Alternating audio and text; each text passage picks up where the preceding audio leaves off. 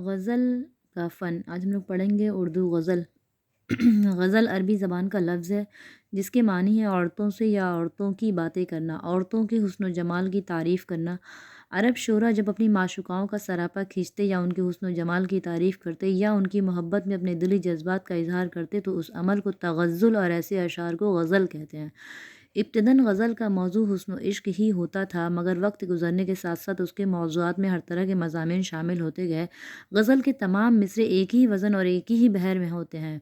دو کلموں کی حرکت و سکون میں برابر ہونے کو وزن کہتے ہیں۔ وزن دیکھیے کسے کہتے ہیں۔ لفظ مصرع کا معنی دروازے کا ایک پٹ ہے۔ ردیف وہ لفظ یا الفاظ کا وہ مجموعہ ہے جسے ہر شعر کے آخر میں دہرایا جائے۔ قافیہ ان حروف و حرکات کے مجموعے کو کہتے ہیں جو ہم آواز ہوتے ہیں مگر الفاظ بدلے ہوئے ہوتے ہیں۔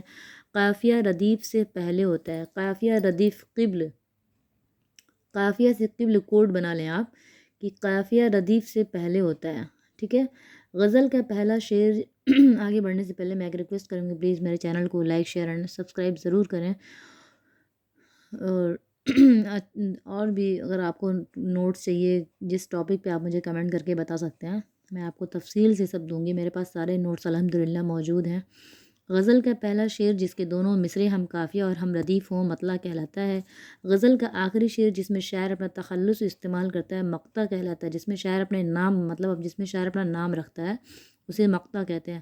مطلع اور مقطع کے علاوہ باقی اشعار فرد کہلاتے ہیں۔ دیکھیں فرد کس اشعار کو کہتے ہیں، یا پھر مطلع اور مقطع کے علاوہ باقی اشعار کیا کہلاتے ہیں، کوئی بھی سوال بن سکتا ہے۔ غزل میں مطلع اول کے بعد اگر دوبارہ مطلع کی طرح کوئی شعر آتا ہے تو اسے حسن مطلع، زیب مطلع اور مطلع ثانی کہتے ہیں۔ مطلع اول کے بعد اگر دوبارہ مطلع ہے تو غزل کے سب سے اچھے شعر کو بیت الغزل، شاہ بیت یا حاصل غزل کہتے ہیں۔ غزل میں کم سے کم 5 شعر ہوتے ہیں اور زیادہ کی کوئی قید نہیں۔ غزل کی خصوصیت میں اختصار و اعجاز ہے۔ غزل کے اشعار میں مثنوی کی طرح خیالات کا تسلسل نہیں ہوتا، بلکہ ہر شعر اپنی جگہ ایک مکمل اکائی ہوتا ہے اور ہر شعر میں ایک پوری بات کہہ دی جاتی ہے۔ غزل یا نظم کے ردیف و قافیہ کو زمین کہتے ہیں، یا وہ بحر اور ردیف و قافیہ جس کی غزل میں پابندی کی جاتی ہے اس کو غزل کی زمین کہتے ہیں۔ جدید غزل کے عناصر اربعہ اصغر، جگر، فانی، حسرت ہے۔ اب ہم لوگ پڑھیں گے غزل کا آغاز و ارتقا۔ اردو میں غزل گوئی کی ابتدا فارسی شاعری کے اثر سے ہوئی۔ بعض لوگوں نے امیر خسرو کو اردو ہندوی کا پہلا غزل گو شاعر قرار دیا ہے۔ امیر خسرو سے منسوب ایک غزل بہت مشہور ہے جس کا ایک مصرع فارسی اور ایک مصرع اس وقت کی زبان میں ہے، یا آدھا مصرع فارسی اور آدھا اردو میں ہے۔ زحال مسکین مکن تغافل در، اے نینا بنائے بتیاں، کتاب ہجرہ نہ دارم اے جان، نکاح لیہو لگائے چھتیاں، شان ہجرہ دراز چوں زلف و روز وصلت چوں عمر کوتا، سکھی پیاں کو جو میں نہ دیکھوں تو کیسے کاٹوں اندھیری رتیا۔ سکھی پیاں کو جو میں نہ دیکھوں، مطلب دیکھیں اس میں اردو بھی ہے اور فارسی بھی ہے، دونوں ہی مکس ہے اس میں۔ تو یہ کس کا شعر ہے، آپ اسے غور سے پڑھیں، یہ امیر خسرو کا شعر ہے۔ تھوڑا سا کیمرے کی پریشانی ہے، ابھی صحیح ہو جاتا ہے، لائٹنگ پرابلم ہو گئی ہے۔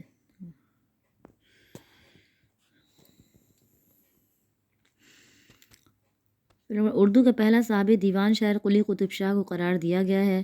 مسعود حسن رضوی نے صدر الدین محمد خاں فائز کو شمالی ہند کا پہلا صاحب دیوان شاعر بتایا ہے۔ یاد رہے کہ اردو شاعری کی ابتدا شمالی ہند سے ہوئی اور اردو کے پہلے شاعر مسعود سعد سلمان ہیں، جیسا کہ امیر خسرو نے غزۃ الکمال میں تحریر کیا ہے، لیکن ان کے کلام کا کوئی نمونہ دستیاب نہیں۔ امیر خسرو پہلے ایسے ہندوی کے شاعر ہیں جن سے اردو ہندوی کلام منسوب ہے۔ ولی دکنی اردو کا ایسا پہلا باقاعدہ غزل گو شاعر ہے جس کے کلام کو بنیاد بنا کر بعد کے شعراء نے غزل گوئی کی۔ دکن میں اردو غزل کا ارتقاء۔ فیروز شاہ، فیروزی، مشتاق، لطفی، قریشی، بیدری، حافظ دکنی، جعفر، گستاخ، فدائی، فیروز خیالی، شیخ محمد گجراتی، حسن شوقی، محمد قلی قطب شاہ، وجہی، عبداللہ قطب شاہ غواسی۔ دکن میں اردو غزل کا ارتقاء، یہ کسی بھی شاعر کا نام دے کر کے پوچھ سکتا ہے کہ اردو غزل میں دکن کے شاعر کون ہیں، تو آپ اسے تھوڑا سا کچھ امپورٹنٹ جو ہے اس میں دیکھ لیجیے گا آپ، جو آپ کو یاد ہو جائے ایزلی۔ برہان الدین جانم، سید شہباز حسینی، خواجہ محمد دیدار عرفانی، نصرتی ہاشمی بیجا پوری، شاہ سلطان، ملک خوشنود، ولی سراج اورنگ آبادی۔ شمالی ہند میں غزل کا ارتقاء۔ دہلی میں اردو غزل کا پہلا دور دیکھیے کس سے شروع ہوتا ہے۔ آبرو، آرزو، ناجی، یکرنگ، حاتم، مرزا مظہر جانے جانا، مضمون فائز۔ میر اور سودا کا دور۔ میر، سودا، درد قائم، چاند پوری، میر سوز، خواجہ میر اثر۔ لکھنؤ میں اردو غزل کا ارتقاء انشا، مصفی، جرت، ناسخ، آتش، وزیر، رند، امانت، ان لوگ سے شروع ہوتا ہے۔ کہاں پہ کس سے شروع ہوتا ہے، یہ اکثر سوال بن جاتا ہے کہ یہ کس دور کے شعراء تھے یا ان کا شمار کس دور میں ہوتا ہے۔ پلیز ایک ریکویسٹ ہے، چینل کو لائک ضرور کر دیں، پلیز لائک کر دیں، شیئر کر دیں اور سبسکرائب ضرور کر دیں۔ اردو غزل کا عہد زرعی شاہ نصیر، غالب، مومن، ذوق، ظفر، شیفتہ، مجروح، غالب کے شاگرد جو تھے۔ عہد غالب کے بعد غزل کا ارتقاء داغ، امیر مینائی، تسلیم، جلال، اسیر، حالی، ثاقب، عزیز۔ جدید غزل کا دور دیکھیے کہاں سے شروع ہوتا ہے، کس سے۔ حسرت موہانی، فانی، اصغر، یگانہ، جگر، شاد، چکبست، آرزو، سیماب اکبر آبادی، آزاد لکھنوی، نظر، ریاض خیر آبادی، عزیز لکھنوی، صفی لکھنوی، محروم، فراق۔ بعد کے دیگر غزل گو شعراء ابن انشا، خلیل الرحمن اعظمی، ناصر کاظمی، مجروح، سلطان پوری۔ بہت ہی تفصیل سے ہے، آپ اسکرین شاٹ لے لیں، لے سکتے ہیں۔ عبدالحمید عام، سیف الدین سیف، یہ سب آئیں گے اس میں۔ پھر غزل کے بارے میں ادبا و شعرا پر میں نے شارٹس ویڈیو بنائی ہے، بہت سی شارٹس ویڈیو میں نے ہر ٹاپک پہ بنائی ہے، جس میں آپ اسکرین شاٹ لے کر کے آسانی کے ساتھ آپ پڑھ سکتے ہیں۔ اردو میں اسکرین شاٹ سے بہت کم لوگوں نے بتایا پڑھایا ہے۔ دیکھیں میں نے سارے جتنے یہ سب ہے، کس نے کیا کہا کس کے بارے میں نے اس سب پہ ایک شارٹس ویڈیو بنائی ہے، آپ اسے دیکھ لیں۔ اور آگے آپ کو جیسے میری ویڈیو لگے آپ مجھے کمنٹ کر کے بتائیں، اور پلیز میرے چینل کو سبسکرائب ضرور کر دیں اور شیئر کرنا نہ بھولیں۔